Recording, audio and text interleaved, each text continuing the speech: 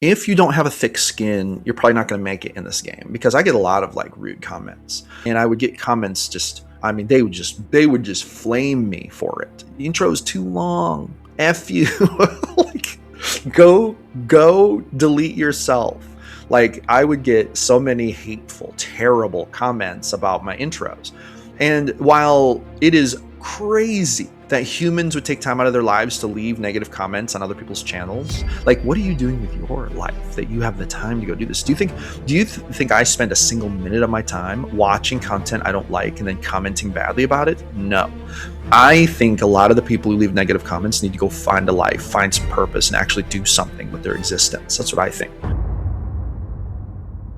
Hello friends, welcome back to Gym Philosophy. In the morning, I'm the Gym Philosopher. Today, I want to talk about something that is a little different for this channel. I want to talk about what it's like being a TTRPG content creator online. I do most of my content on YouTube. I do run a Discord. You can find a link to that in the description. Join the Gym Philosophy Discord. It's almost 600 members strong right now. And I do sometimes run a mailing list. I haven't really messed with that lately because I haven't had the time, and there's been some technical challenges to that. I also, design and sell products to try to help GMs with their games.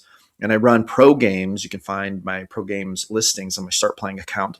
Link to that is in the description. But, the thing is that I want to talk about this a little bit. This is going to be a more conversational video where I'm going to talk about kind of like what my days are like. Okay.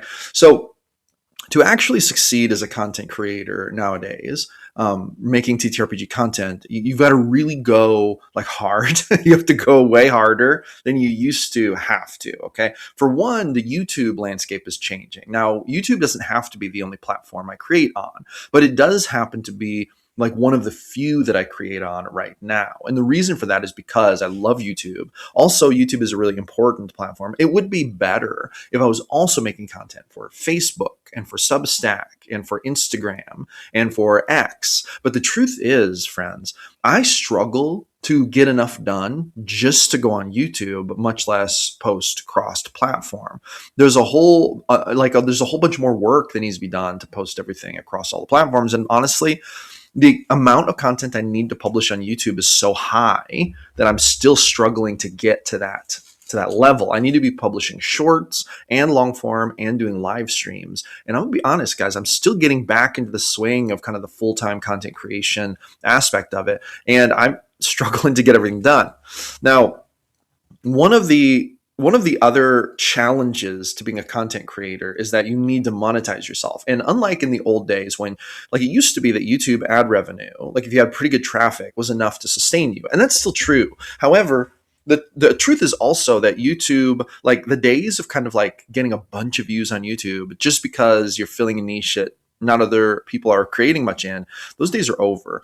YouTube content creation is saturated enough that there are lots of awesome creators. And so there's more competition than there's ever been, but there's also more opportunity. But you cannot just create content and be like, oh, I'll publish this and I'll get paid with ad revenue. Yes, you do get paid with ad revenue. But for me, for example, this represents a very small part of how I actually make money as a content creator. The predominant way that I earn money as a content creator is by running paid games on Start Playing, which is going great. I've got 3 almost full paid games on Start Playing. And then I've got one game that I've now posted on Thursday mornings at 8 that is starting to fill up, which is awesome. This is great. However, that also only represents about 50% of the income that I'm coming in, right? So when you're a content creator, you have to really diversify your content strategy and your income strategy. So I have the paid games, then I have the ad revenue, right, which doesn't amount to a whole lot these days, but it is going up literally every day that I go back to full-time publishing schedule. It continues to increase. This is great.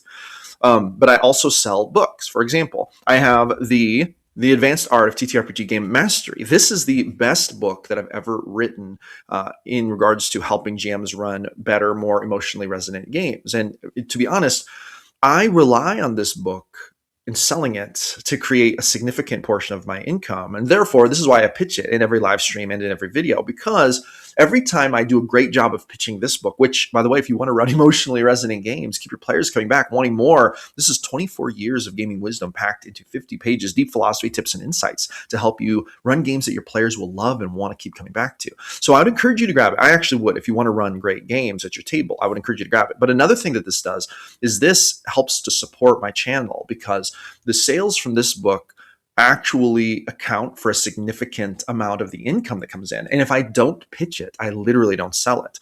I'll get a lot of weird comments from people. They're saying things like, this is all plugs, I won't be coming back. Okay. Okay. Calm down, Stephen, first of all. Secondly, the truth is that if I don't pitch my products in my videos, they literally will never sell. And I can tell you this from experience because I've tested it. I've tested it across the board. I have pitched too much in my videos. I have pitched enough that I sell books. And I have not pitched, thinking maybe people will click through and just click on my links and buy them organically. Doesn't happen, friends. It just doesn't happen. So, and I can tell you this because I've tested all three. I've been doing this for a long time. Okay, I've been doing this for a long time. So this is the reason I pitch products. And if you want to support the channel, one of the best ways is to buy my ebook. I really appreciate that. Now, I have a bunch of other ebooks that I've published. I don't usually pitch them, though. But let me give you some examples. And once again, I'm going to give you these examples. These are books that I have published. Some of them sold pretty well. Some of them haven't sold very well. But I'm going to give you an example of some of the products I've released. So for example, I have this ebook that I wrote and released in conjunction with the gaming community, the publishing community in the GM Philosophy Discord. So this was a community project, 50 mundane TTRPG shops. Like, this is actually a really cool book with literally 50 unique and different shops that we brainstormed. There's a table of contents that shows you all the shops. And then every shop listing has stuff like, you know, the inventory, the prices. And then there are even plot arcs about the people who run the shops. So it's really, really cool. You can grab that link. I'm going to link that in the description too. So super, super cool book. It didn't sell super well when I started pitching it. So, you know, I've kind of switched up my product line, and I can't pitch every book in every video. So this is why I usually only pitch one book. I usually only pitch my advanced guide because it's the most universal product. But there are, you know, this is just an example of another book that I've created. Another example of an ebook that I've created that I think was really, really cool, but didn't sell super well, was the Ultimate Guide to the TTRPG Survival Skill. If you ever run D&D and you want to go in depth on survival with a bunch of random roll tables and stuff, I literally created this book for it. This has weather pattern stuff. This has natural hazards. It has climate, extreme challenges, seasonal effects, weather-driven encounters, plant safety levels, edible plants and fungus, wild herbs and medicines. I've got literally like a bunch of D100 tables, so that when people roll on the survival check to do things like hunting, trapping, fishing, resource gathering, foraging, shelter building, fire crafting, water sourcing, like, you can literally roll on a bunch of random tables, and this will help you generate awesome, you know, survival encounters. This is really cool. You can buy this, and to keep in mind that some of these books, when you buy them, you'll be sent to a screen with the download link, and you want to click on it and download it. You don't get an email or anything for it. When you buy the Advanced Art of TTRPG Game Mastery, you literally get it delivered via email. But these other books, you just go to a thank you screen, and then you click and download the book. So make sure you don't forget to download it if you buy it. But these are the kinds of books I've experimented with building and running. And I'll be honest, like some of them have sold better. But also, it depends on how well I pitch them, right? I have books that I've tried longer to pitch, but sometimes it's a matter of like, is a book going to sell well? I'll initially launch it, but if it just flops on launch, a lot of times I'll stop plugging it, because I only have limited amount of time to plug books. And so I want to plug the very best books for my audience that I also think are going to sell well. Another book that I created that I didn't plug very much. When I launched it, it was received with kind of like limited, let's say, excitement, but it's one of the more edgier books I've written. Mind, Scars, and Madness, a TTRPG guide to mental conditions. So this book basically contains a bunch of like tables and rules for role-playing mechanically, things like anxiety and depression. But it also includes like more magical, like homebrewed conditions, stuff like, not only does it deal with stuff like compulsive disorder, paranoia and delusions, dissociation, addictions and compulsions and stuff. But there's also like madness from beyond, like cosmic horror and insanity, mind-altering realities. There's stuff like necrotic obsession syndrome, spectral puppeteer syndrome, There's stuff like infernal mania, parasitic psychosis, thanatophile's curse, mortalis reversal syndrome. Like, it gets wild. I've got a thing called omnicognitive collapse syndrome. Like, this book is wild. And when I created it, I created it because it's like something I would use, because I do run stuff like this in my games, but it was received with like limited excitement. And so I don't really pitch it that often, but you can find a link to that down in the description if you'd like to check it out. These are just some examples of books that I've released trying to fund the channel while also providing value to the community, right? That's what it's all about. I'll show you one more book while I'm at it here. This is actually probably to date the second best-selling book I've ever released. My advanced guide, The Advanced Art of TTRPG Game Mastery, is probably my best-selling book at this point. But this book I actually sold a lot of because it's priced like really cheap, and it contains like literally, I think it contains 163 random roll tables, but it's called The Ultimate Adventure Generator. A massive collection of 163 random roll tables to assist you in generating amazing TTRPG fantasy adventures. So there are literally like random roll tables for almost everything in this book.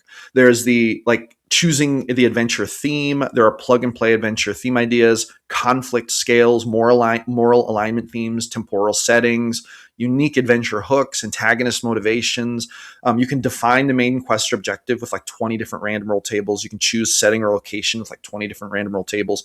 Identifying the main antagonist, determining key NPCs. There's like a bunch of tables you can roll on for that. You can generate randomly obstacles and challenges, add complications or plot twists, like select important items or MacGuffins, determine subplots and side quests. Like, you can random roll for all the stuff. There are literally over 150 random roll tables in this book, and it's like a bunch of pages. Let me see how many pages are in this book. This book is 310 pages in it, guys. So this book actually sold really well, and I think it's because it's more universal and there's like a lot of value for the money. But this book helped to fund the channel for a long time. Still available. I just don't really plug it because I can't plug like 5 books in a video, although I am doing it in this video. And the magic here is that I'm not trying to do this because I'm actually trying to sell all these books. Hopefully I'll sell some books. But the idea is, when you're a creator, you've got to really be inventive. You've got to really do stuff that's going to take you to hopefully the next week, the next month, helping you to pay the bills associated with running the channel.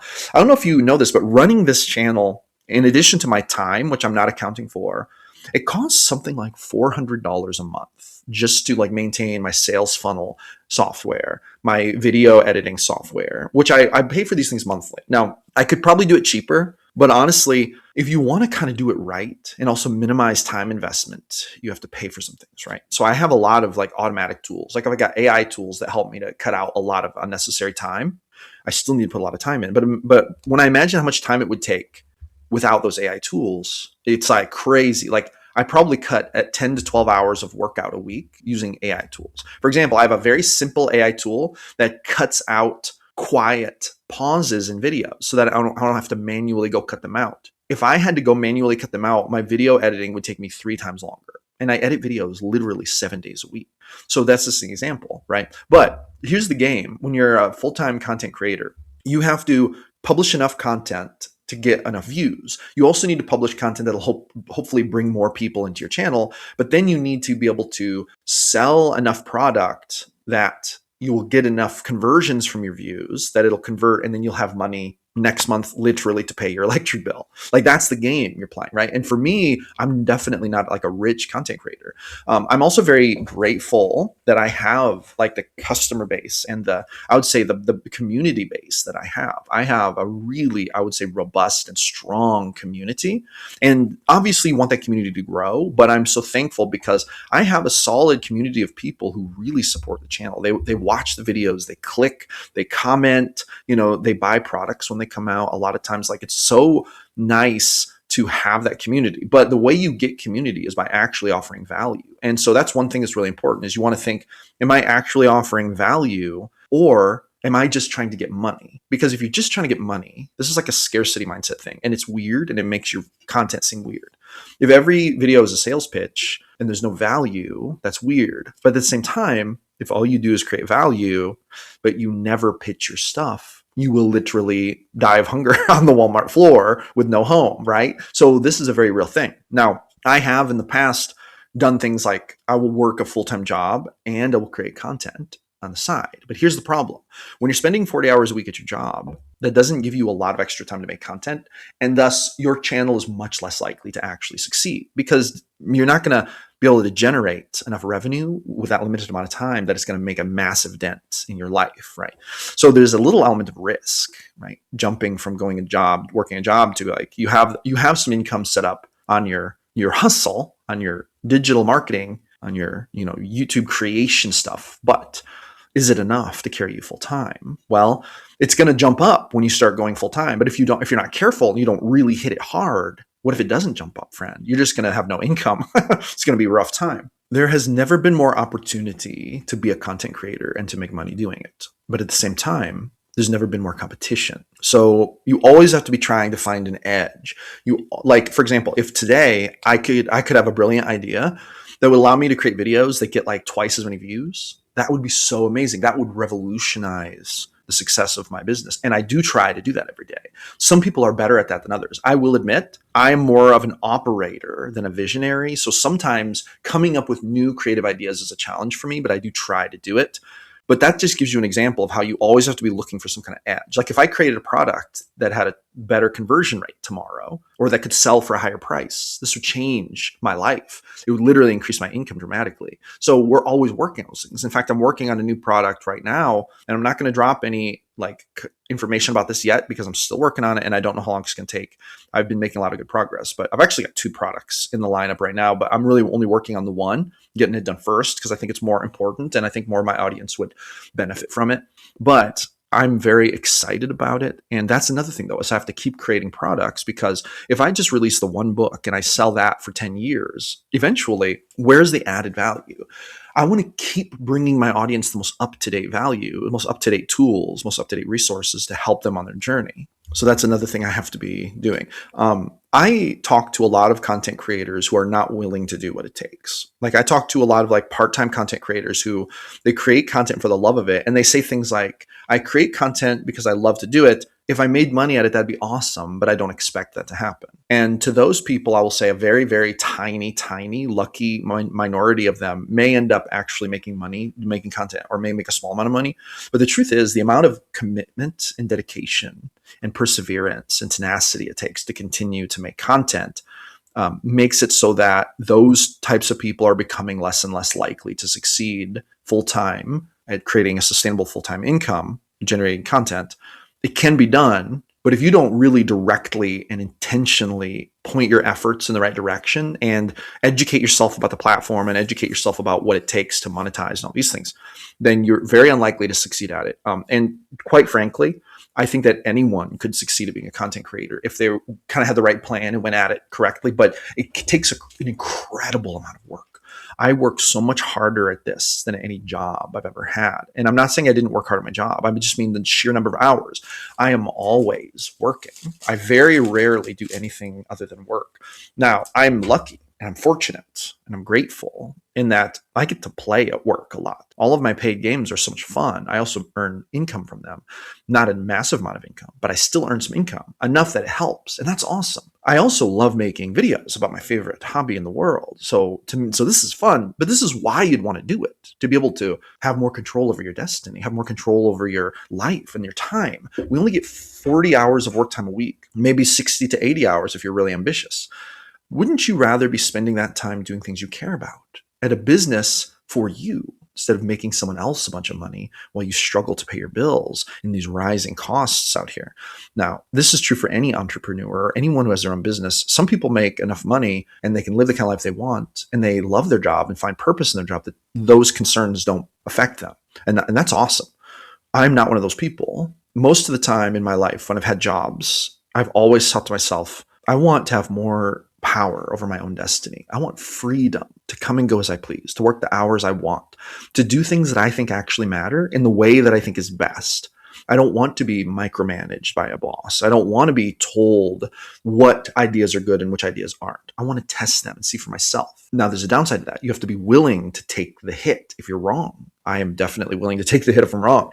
So that's I think what makes me someone who's kind of not suitable for most jobs. I think that it was my destiny to work for myself. All through my life, I have launched different entrepreneurial ventures. Many of them have failed. I've failed at far more businesses than I've succeeded at. But that's also why this business is going better than any business I've ever run. I know more about the game. I know more about how to be disciplined, how to be structured, how to manage my finances, how to market, right? How to monetize a marketing channel. And I'm no expert. Every single day I have to learn as much as I can because we always want to get to that next level. There's no guarantee of any kind of safety out here, guys. But what a lot of people don't understand is that there's no guarantee of safety in your job. There is some rationality to saying one of the most dangerous things you can do is work a job that requires you to live paycheck to paycheck. If you're not getting ahead at your job, are you really building safety for yourself? I believe the answer is no. So that is why I think I'd rather take the risk on a business that's my own. At least then, if I make a bunch of great decisions, I'm not just getting paid by the hourly and making my boss all that money. I'm making that money, right? But if I fail, I also don't get even the hourly. So that's the risk. You have to be willing for that trade-off. I want to also talk about the comments. Okay. If you don't have a thick skin, you're probably not going to make it in this game because I get a lot of like rude comments. Not as many as I used to, but I still get a lot of rude comments. Now, sometimes there are comments that give you helpful insight. For a long time, I think my intros were way too long, and I would get comments they would just flame me for it. The intro's too long. F you. Like, go delete yourself. Like, I would get so many hateful, terrible comments about my intros. And while it is crazy that humans would take time out of their lives to leave negative comments on other people's channels, like, what are you doing with your life that you have the time to go do this? Do you think I spend a single minute of my time watching content I don't like and then commenting badly about it? No. I think a lot of the people who leave negative comments need to go find a life, find some purpose, and actually do something with their existence. That's what I think. But since they're there flaming me anyway, I look for the lessons that can be learned. And maybe when I watch my videos back, I think, that could be shorter. Maybe I should make my intro shorter. So maybe I'll do it. And so we learn, right? We learn sometimes from the negative comments. I also legitimately look at negative commenters and I think you probably have a really terrible life. Like, imagine how negative and bitter and how much I would have had to have given up on some things to go spending my time doing that. It would take a lot. I would have to, like, at the level of optimism and hope and positivity I'm at right now in my life, I would have to give up on myself a lot to reduce the value of my time to leaving negative comments on people's videos. It would take a lot to get me there, like a lot of bad, a lot of negative, a lot of hopelessness. And when I think about this, I have to tell you, I think that one of my big purposes in life, one of the things that I care the most about in life is helping people have more hope. Nothing makes me more sad than when I see a human and listen to them talk and they describe themselves as hopeless. They feel like their life is hopeless. They don't have any hope for the future, and they're sad about the future because they don't have hope that it can make it better. This makes me so sad, and I truly believe that every single human should have hope, and I actually legitimately care about people having hope for the future. I think it's essential. It's essential for the human condition, friends. But so when I see these negative comments, I know they probably don't have much hope for the future. And the reason I can tell that is because I know that I have huge, massive hope for the future. I have so much hope for the future that I highly value my time. I also highly value my energy. And I know I have to do these things to have hope. And those things come together. I know this from experience. So when I see someone leaving negative comments, I think, I can deduce that you probably do not value your time. You probably do not value your energy like I do. And you probably do not have the hope that I have. And I can tell that because I know how much hopelessness and lack of personal value and lack of valuing my own time it would take for me to sink to that level where I'm spending my time leaving hateful comments. I'm not angry at the people who leave hateful comments. I don't really get angry at them. I find it kind of like annoying. I do find it annoying because I read the comments and I try to respond to them as much as I can. And I try to connect with people as much as I can. And when you come across a comment, that's like, basically telling you you're crap and, this video is a waste of time and you should you should jump off a building, right? When people are leaving comments like this, it's annoying because it's like, wow, I just spent my valuable time on someone who doesn't even value theirs. And that is annoying. However, there's also a huge part of me that legitimately feels sad for that person. I feel sad for them and I feel sorry for them because they must not be doing what they love. If they were doing what they love in their life, they'd be spending their time doing that, not being negative on other people's videos. And sometimes, like, there will be times when I'll watch a video from a newer creator and I'll see that maybe they could change some things. And I could see leaving a comment that's like, hey, you're doing great. I might have a couple suggestions for your next video as someone who might want to watch more of your content. Maybe this. Comments like that, those are the kinds of comments that come from people who do value their time, who do value themselves. And I understand those comments. That's different. That's not annoying. I'm very grateful when I receive comments like that. But anyway, I just wanted to talk about that in this video.